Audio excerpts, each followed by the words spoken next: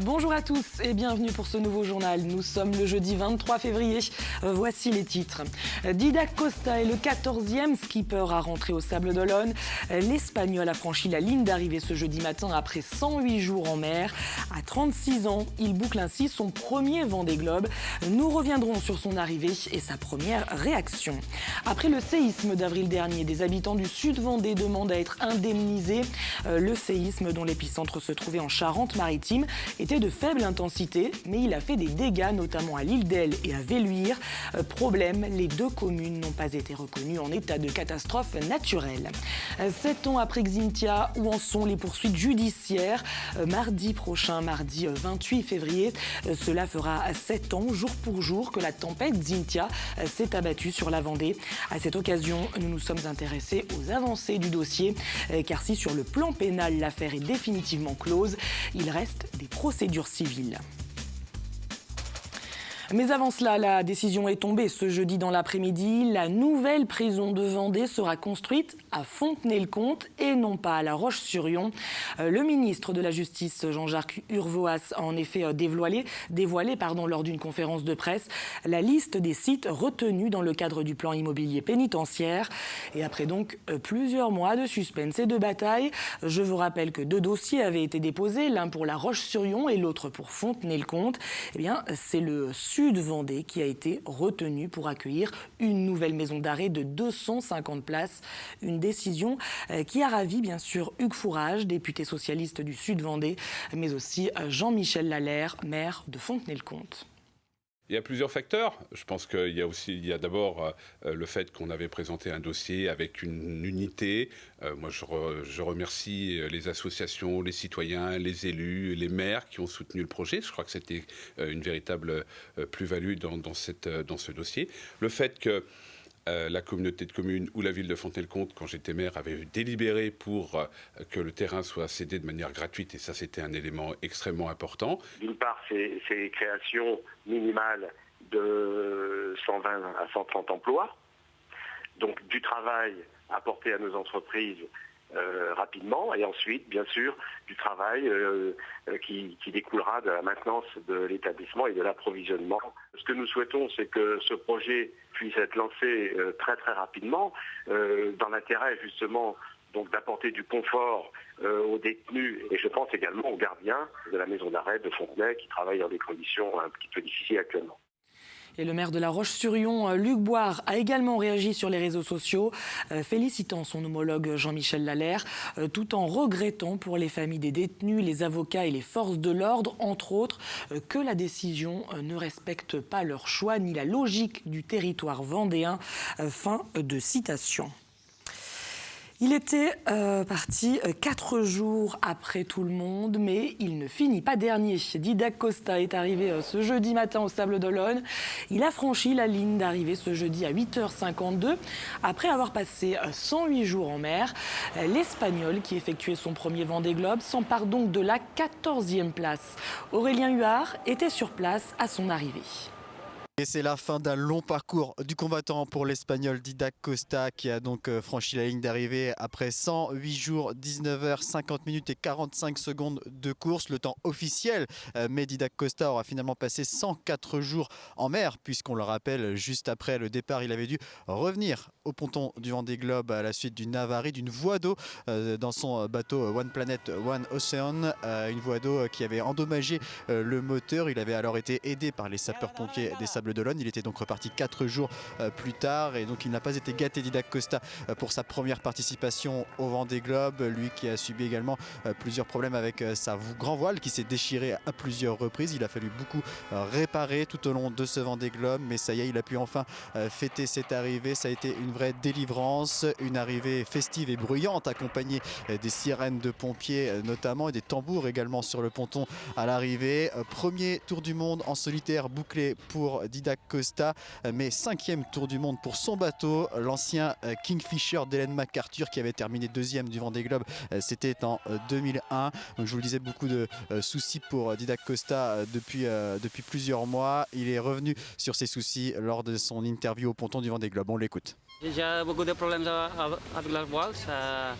a partir de mi-Índic, de l'oceà Índic, hi ha hagut de problemes en ja de dosificar les voiles perquè hi ha que ser les voiles regularment. C'est complicacions, c'est normal davant de globe d'avoir problèmes. No? J'ai ce problème, j'ai fait le millor que j'ai pu. Et comme je vous le disais, Didac Costa qui a pu fêter son arrivée en compagnie des sapeurs-pompiers des Sables d'Olonne qui l'ont aidé lorsqu'il a dû réparer son bateau juste après le départ. Des sapeurs-pompiers qui l'ont accueilli avec 4 bateaux en mer, avec des lances à eau le long du chenal et puis les tambours sur le ponton, puisqu'on rappelle Didac Costa est lui-même sapeur-pompier. Des collègues barcelonais étaient d'ailleurs présents aujourd'hui pour l'accueillir, et Didac Costa qui aimerait bien relancer un nouveau projet Vendée Globe dans les prochains mois. Et il reste encore 4 skippers en mer. Romain Attanasio devrait être le prochain à franchir la ligne d'arrivée. Il est attendu ce vendredi entre midi et 14h. Konrad Kollmann, qui peine à avancer, je vous le rappelle, il navigue sous gréement de fortune. Eh bien, il devrait arriver dans le week-end. Dans la foulée, Peter Herrema rentrera au Sables d'Olonne probablement lundi. Quant à Sébastien Destromo, qui ferme la marche, il a effectué environ 92% du parcours. Il est attendu entre le 6 et le 8 mars. C'était le 28 avril 2016. Un séisme de magnitude 4,9 sur l'échelle de Richter faisait trembler la Vendée. Un séisme dont l'épicentre se situait en Charente-Maritime, mais qui a fait quelques dégâts dans le sud du département, notamment dans les communes de Velluire et de l'Île d'Elle. Dans cette dernière, des habitants, mais aussi des entreprises veulent être indemnisés. Problème, l'état de catastrophe naturelle n'a pas été reconnu. Le reportage de Pierre Dalicieux. Donc là on le voit, le volet peut plus être fermé, ou alors en forçant. Et puis du coup on voit l'écart que c'est en train de prendre parce que ça a complètement fissuré et lâché de ce côté-là. Cette habitante de l'Île d'Elle vit depuis presque un an avec une crainte que sa maison s'écroule. Depuis le 28 avril 2016, date du séisme qui a touché la Charente-Maritime et une partie de la Vendée. Un séisme qui vraisemblablement a laissé des traces. Tout l'angle est en train de craquer, donc ça communique avec la petite chambre d'angle de notre fille. Et c'est l'humidité et tout ça, et puis on en a des comme ça jusqu'à l'arrière de la maison. Presque un an et aucun travaux, car pour le moment le sinistre n'est pas reconnu comme catastrophe naturelle.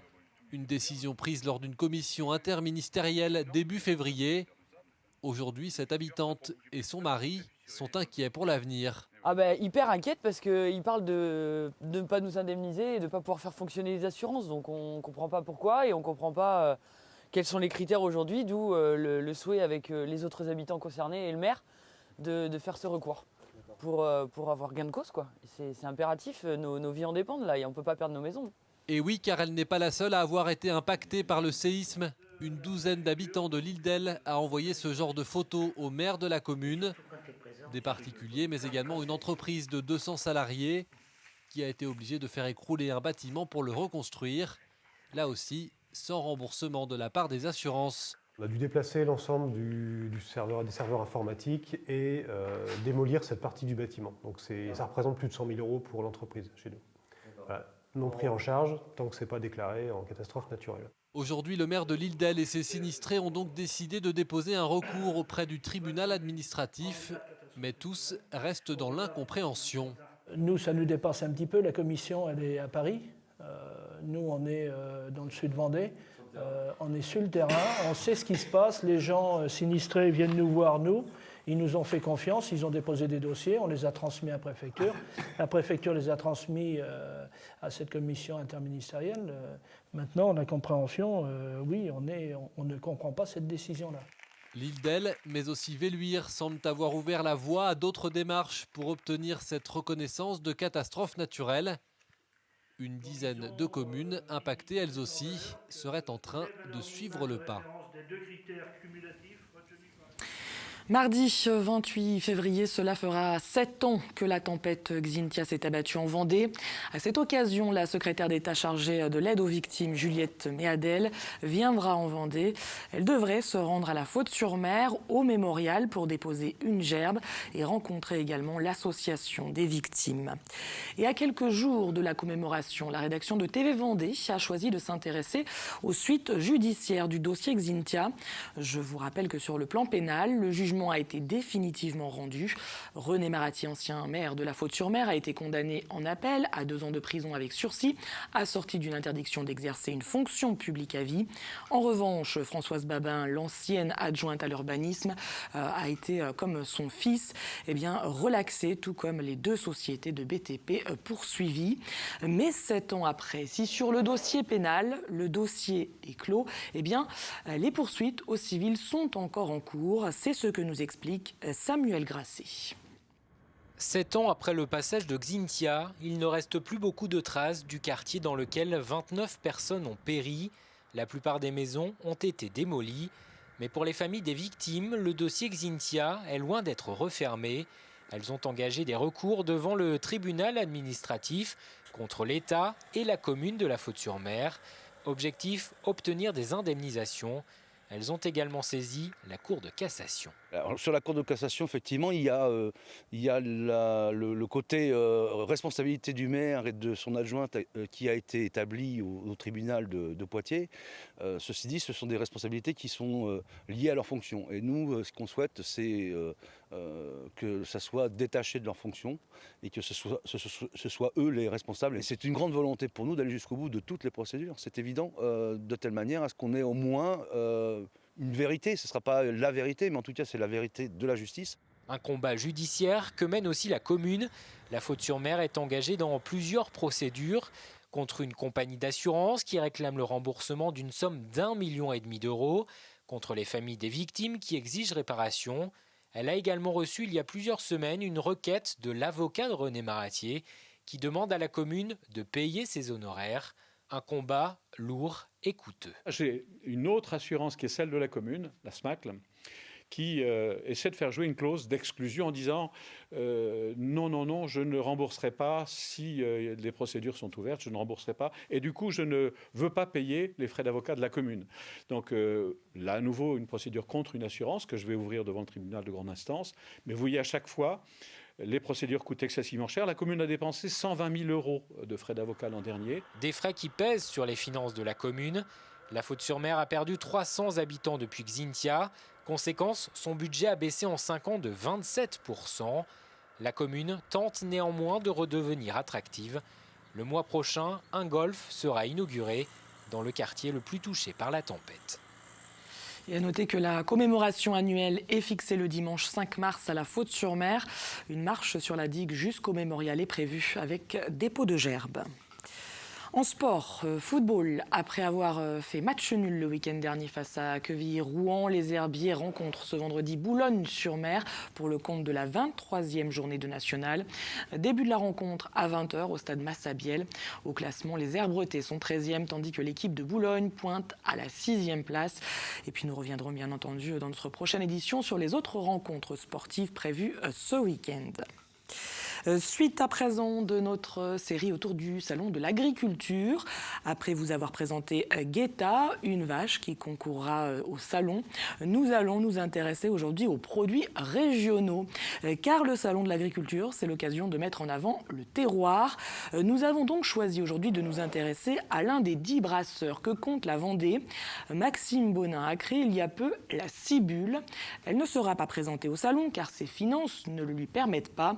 Mais pour autant, à Maillé, où il est installé, sa brasserie démarre plutôt bien et il crée même un certain dynamisme dans la commune. C'est ce qu'a pu constater Cyril Guillet.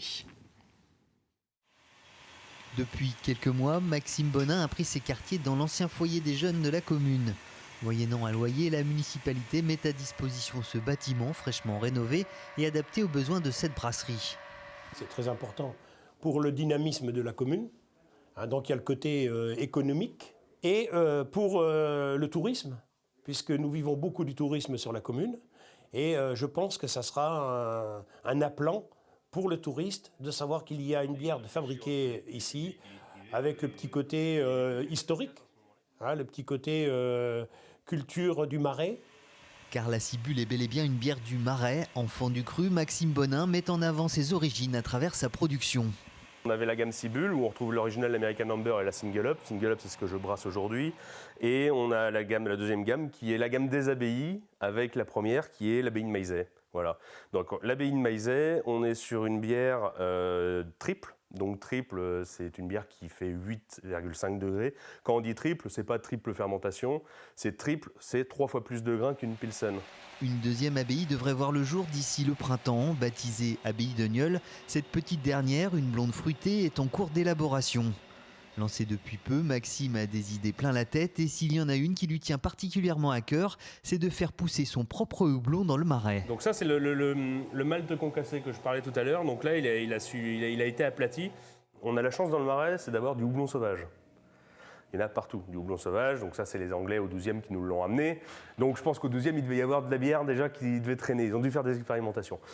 Ceci étant, on a quand même une volonté, nous, à Maillet, et avec un collègue, un copain agriculteur, c'est d'essayer de monter une houblonnière. Donc ça, c'est le projet sous les 2-3 ans qui vont venir. Là, cette année, on va faire des expérimentations, on va planter 50 pieds, on va prendre un peu de recul sur le houblon, comment il se comporte, et est-ce qu'il peut pousser sur tel ou tel type de terrain. Aujourd'hui, avec son installation, il a un potentiel de production de 480 hectolitres par an. La Cibule fait une entrée remarquée dans les différents points de vente comme les caves à bière ou les bars. La grande distribution fait elle aussi de plus en plus de place dans ses rayons pour mettre en avant les bières de production artisanale. Et sachez que la brasserie Cibule fête ce samedi ses 1 an d'existence, apéritifs et concerts au programme. Je vous rappelle tout de même que l'abus d'alcool est dangereux pour la santé. Avant de se quitter, jetons un coup d'œil à la météo. Ce vendredi marque le retour du soleil, malgré la persistance d'un petit voile nuageux. Une amélioration qui s'accompagne d'une légère baisse des températures, comptez 11 degrés au plus fort de la journée. Dans un instant, Fanny Poirier vous détaille ses prévisions. C'est la fin de cette édition. Merci à tous de nous avoir suivis. Et à demain pour un nouveau journal.